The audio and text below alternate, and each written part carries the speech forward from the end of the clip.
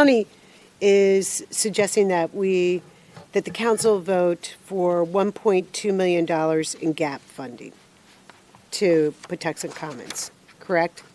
That's your understanding? That's right. Okay.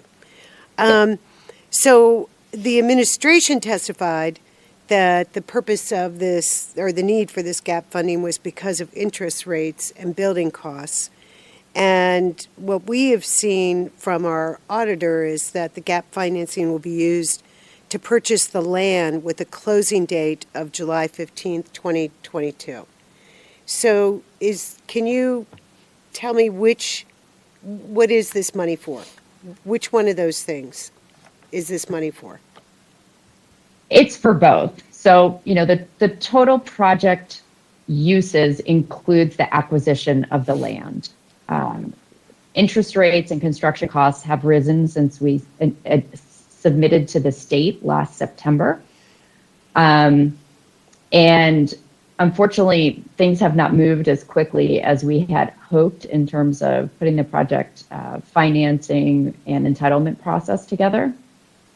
And the owner of the property is the Mangione family, and they're obviously a motivated seller. They've been very patient with us, but they're also they're interested in selling the property. We currently, right now, our purchase and sale agreement expires in July. One of the things that we had considered was trying to use funds that we have raised already, as well as Mission Force grant funds that we've raised through the Capital Magnet program, to purchase the property in this time frame while we're still going through the entitlement and financing approval process, so that we don't lose access to this fantastic site that we have identified.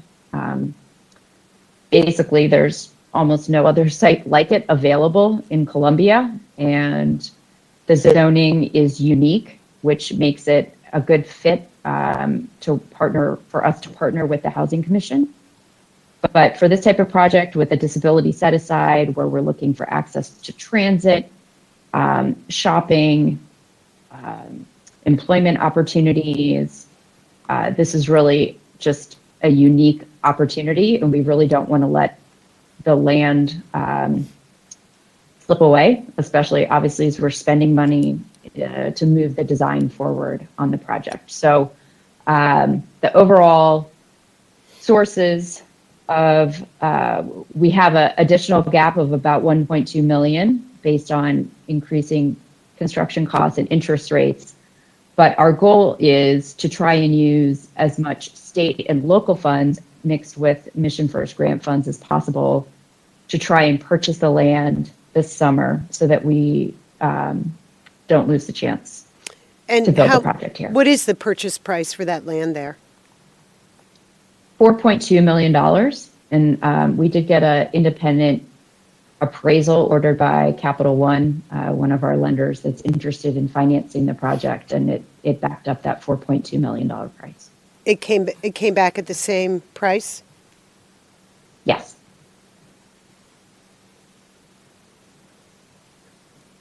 Ms. Walsh, did you have a follow-up or a brand new question? Because you were next in the queue of hands.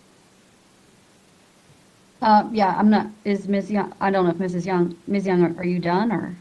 Yeah, for the minute, yeah. Okay. All right. I looked at the same land records for that particular property. I think it's 2 properties, right? Is it 1 or 2?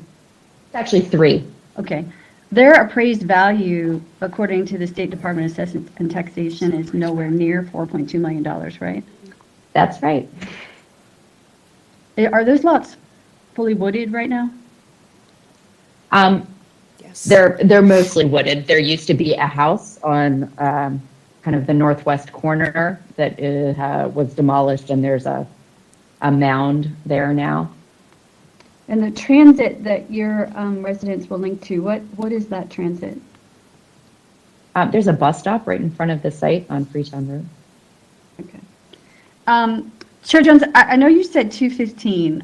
This is the second question I think I've had opportunity to ask this is a big bill, and we heard testimony at the public hearing that this is really 3 or 4 bills, not one. Most of my questions are actually not for the advocates in support of either of the two to-be-built construction projects, but rather Director Semino, Office of Law, maybe the Budget Office, in terms of how the legality of these transfers work, how we can take money, put into contingency for one purpose, into a place for another one. I'd like to hear from Ms. Semino about how this kind of funding differs from the existing fund that is already funded by transfer tax and MIHU agreements and interest on loans that can be used for what is stated in the bill, the SAO now. I'd like to know how we can lock in that these are what the public funds that we would be appropriating are going to go to, what they're going to go to. Because, hey, shocker to me that Dorsey Overlook is off the table, and how much hours have we spent as a council anguishing over all kinds of aspects of that land deal, plus MIHU alternative agreements, monies going to that property, plus loans predating any of our tenure on this council. What guardrails do we have that these kinds of funds will actually go to these things that are being so persuasively described to us today? Those are the kinds of questions I have, Chair Jones. I don't, the land purchase is problematic to me on Patuxent Commons, but otherwise I would like to see more of these units. Like what we're scrapping for here seems like pretty paltry is really, the testimony that we hear consistently is these are really small numbers.